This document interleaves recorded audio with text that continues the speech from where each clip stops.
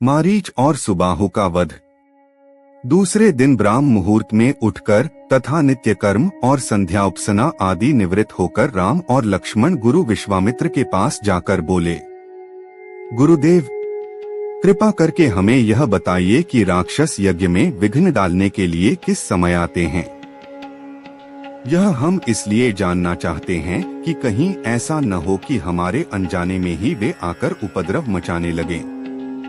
दशरथ के वीर पुत्रों के इन उत्साह भरे इन वचनों को सुनकर वहां पर उपस्थित समस्त ऋषिमुनि अत्यंत प्रसन्न हुए और बोले, हे रघुकुलभूषण राजकुमारों, यज्ञ की रक्षा करने के लिए तुमको आज से 6 दिनों तथा रात्रियों तक पूर्ण रूप से सावधान मुद्रा में और सजग रहना होगा। इन 6 दिनों में विश्वामित्र जी मौन होकर यज्ञ करेंगे। इस समय भी वे तुम्हारे किसी भी प्रश्न का उत्तर नहीं देंगे, क्योंकि वे यज्ञ की दीक्षा ले चुके हैं। सूचना पाकर राम और लक्ष्मण दोनों भाई अपने समस्त शस्त्रास्त्रों से सुसज्जित होकर यज्ञ की रक्षा में तत्पर हो गए।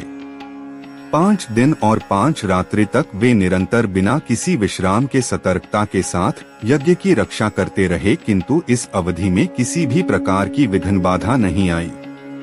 6वें दिन राम ने लक्ष्मण से कहा, भाई सौमित्र, यज्ञ का आज अंतिम दिन है और उपद्रव करने के लिए राक्षसों की आने की पूर्ण संभावना है। आज हमें विशेष रूप से सावधान रहने की आवश्यकता है। तनिक भी असावधानी से मुनिराज का यज्ञ और हमारा परिश्रम निष्फल और निरर्थक हो सकते हैं।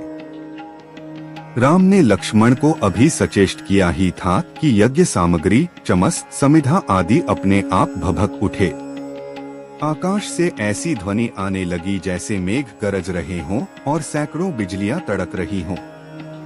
इसके पश्चात मारीच और सुबाहु की राक्षसी सेना रक्त, मांस, मज्जा, अस्थियों आदि की वर्षा करने लगी। रक्त गिरते देखकर राम ने उपद्रवकारियों पर एक खोजपूर्ण दृष्टि डाली।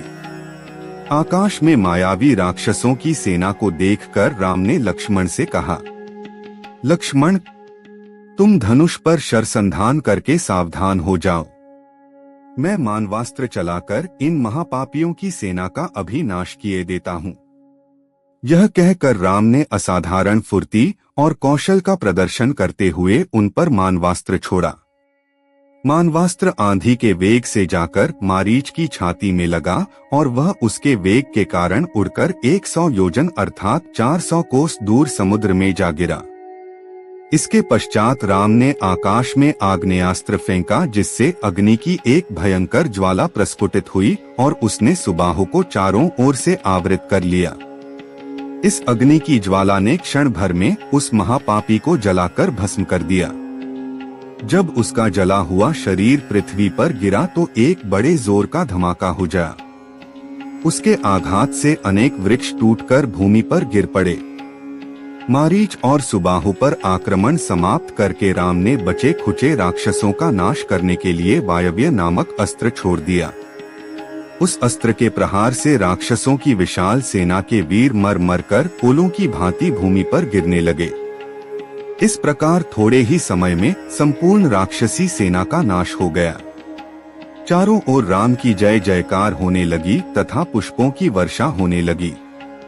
निर्विघ्न यज्ञ समाप्त करके मुनि विश्वामित्र यज्ञ वेदी से उठे और राम को हृदय से लगाकर बोले, हे रघुकुल कमल, तुम्हारे भुगजल के प्रताप और युद्ध कौशल से आज मेरा यज्ञ सफल हुआ। उपद्रवी राक्षसों का विनाश करके तुमने वास्तव में आज सिद्धाश्रम को कृतार्थ कर दिया।